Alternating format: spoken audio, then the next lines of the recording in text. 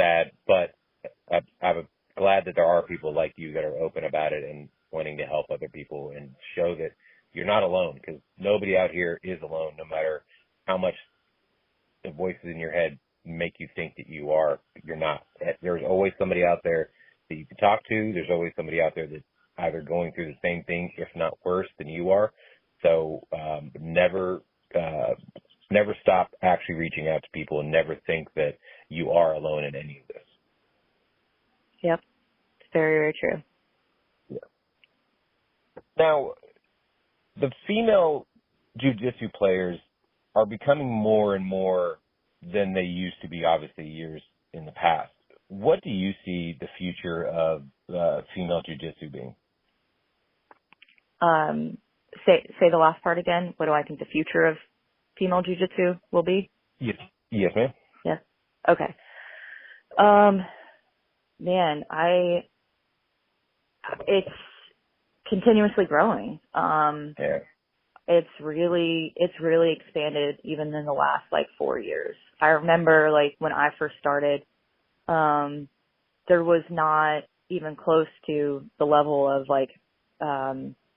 competition opportunities that are out there now, and the level of women that are out there competing, and even just doing jiu-jitsu in general, even if they're not competing. I was one of the first couple of women that started at my school, and now we have I think it's one of the largest groups of women that I've ever seen at a school. Wow. I don't know, we have probably at least 20, probably more than that are consistently at the gym training. And I thankfully got to be a part of the first ever all women's jiu-jitsu tournament. Mission on the Shore put it on a couple of years ago, and they obviously, of course, there have been competitions that have women a part of it, but it was the first time it had been a tournament that was only women, and that was really cool to be a part of. And I feel definitely one of my pushes and drives to continue doing what I'm doing is in the direction of pushing women's jiu-jitsu and helping other women develop and get to where I am and beyond. So I really see it's just going to continue growing. ADCC right now, last year only has the 2 weight classes for women, which is crazy. And there was only 4 women in the bracket too, which is half of what was in the men's. And so hopefully this year they're going to be adding a 55 kg division, is the weight class that Mo said that they would be adding, when they add one. And, as soon as that happens, I think that, there's going to be a lot more, women that come out and are able to have a shot at, being a part of that. Myself included, I walk around at 115 pounds. And so a weight class that's at 135, that women that are cutting down to that, it's just it's not impossible, but it's almost, with the high skill level, weight doesn't matter so much when it's skill versus weight, but when it's elite level skill and there's a 30-pound weight difference, it makes a big difference. So if they were to add the 55 kg division, that's even outside of my weight class still, 50 kg would be where I would be, competitive. But yeah, we even at my school, we have competitions that we put on Thursday nights, that we've had a lot of women competing on.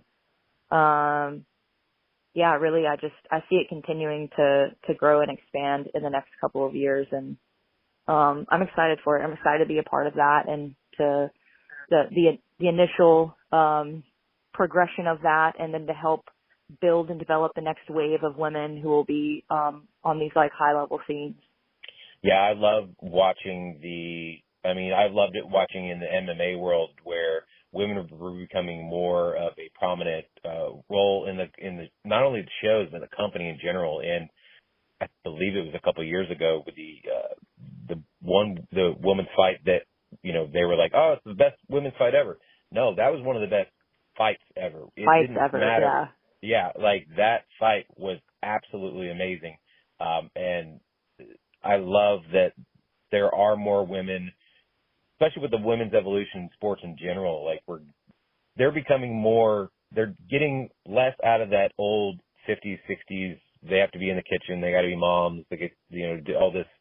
No, these women can go and they can be some of the best athletes, sex outside of it, in the world. Like it didn't matter what gender you were. It just mattered that you were a great athlete. And I think that's, what I think we need to start looking more at is, take the gender aspect out of it. And I'm not even going to get into, the political side of any of that, but just take the gender out. And if they're a good athlete, they're a good athlete. That's all we really need to focus on at the end of the day. Right. And what's great about like martial arts, like, is that it's not even about physicality. It's about like the technique. It's about like the technical IQ. So yeah, sure, like strength, speed, and size make a difference, but really if you have all that, but the skill level is down, like the skill is going to trump any like athleticism. So what you're seeing, I think, from a lot of like women, especially us already being smaller and not as strong, but having to go like roll against men in the gym and people who are, usually bigger than us, especially women that are like in my weight class, right? Almost everybody's bigger than me. It's really rare that I ever roll with somebody of my size or smaller. So it really forces you to have to be more technical. So you have to develop technique, even deeper. So then when you go out there and you watch these people compete, it's just, it's different. It's really exciting. Yeah, I love it. I can't wait to see what the future holds for all women's sports in general. Mm-hmm. Now, I have a segment on the show. I call it the 5 count, or I got 5 questions. Just answer as rapidly as possible. Are you ready? Okay. Sure. How do you take your coffee? Black.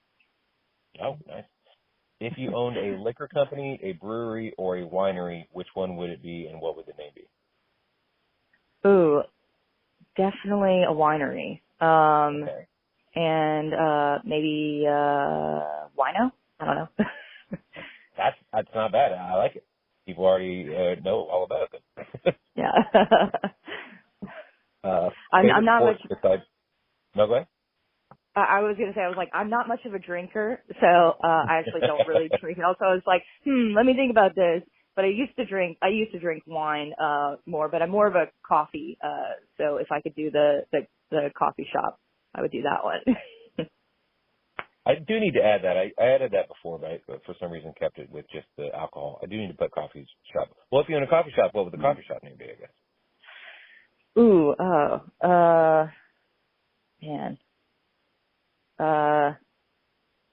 I don't know, something with like jujitsu and beans, like maybe jujitsu beans or something like that. Because I always I had this idea of having like where there was like an open mat room where you could have like open mat and there'd be like a little coffee shop there, so you could go like chill and do jujitsu, but also grab some like good coffee.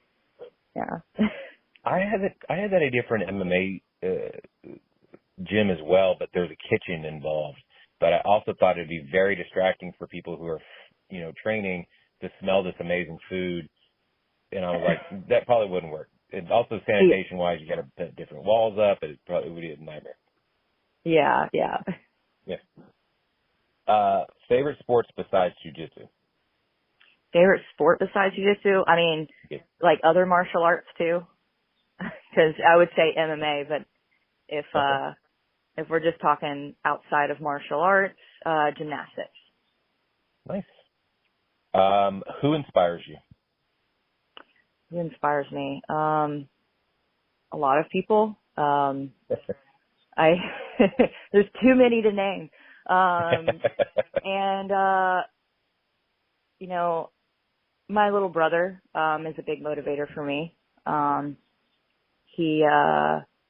he was like one of my best friends, and he's no longer with us, but he's a big influence on me and like why I do what I do and why I challenge myself and push myself to try and live life to the fullest and experience every piece of it, whether it's the highs, the lows, all of it. But I feel like he's always with me whenever I go out and do the hard things and the good things, and I try and carry him with me. So I love that. What would you tell your 17-year-old self?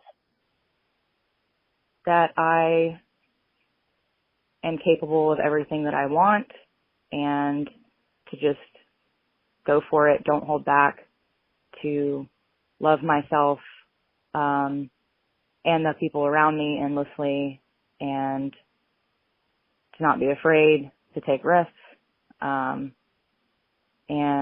that life is going to turn out better than I can imagine. Love that.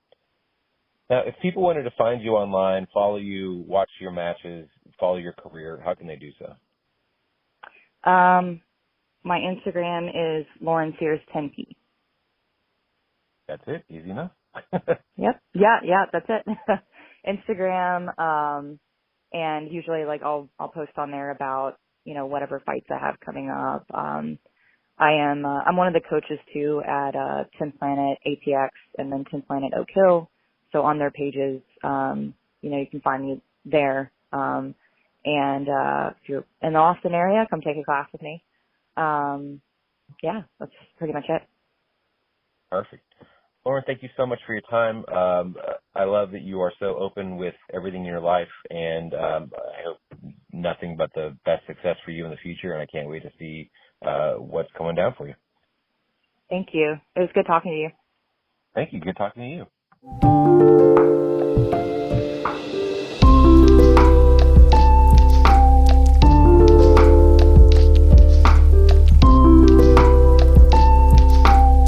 Thank you so much, Lauren, for this absolutely wonderful interview and conversation that we had. I literally could talk to her anytime. I could have her back whenever she wants and whenever she has more time. And we just got into so much good stuff there. So I really hope you enjoyed it, and I really hope you can go out and support Lauren as well, because she is doing amazing things out in the world. So also, while you are at it, make sure, again, to sign up for our newsletter so that you can find out even more about our wonderful guest and even more about your favorite podcast. It's all about beer, coffee, booze, and Brewsers.